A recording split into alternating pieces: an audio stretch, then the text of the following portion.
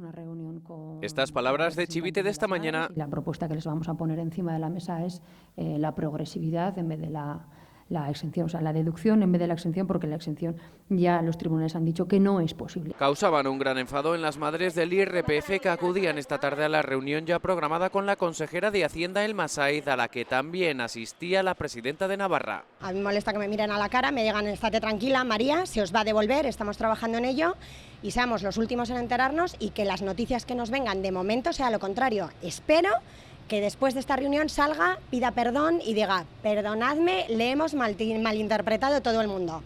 Ojalá, de verdad, o sea, ojalá esté equivocada y ojalá el cabreo que entre no sea el cabreo que salga. Pero en manos de ello está y lo que nos digan en esta reunión. Pero no, las expectativas con las que acudían al departamento se cumplieron tras 45 minutos de reunión, con lo que las madres salían decepcionadas del edificio. Salimos igual de enfadadas y cabreadas que hemos entrado. Lo que nos ha dicho es lo que ya todo el mundo sabe, está en prensa, nos ha dado algún detalle más, pero al final que no hay exención, solo hay deducción.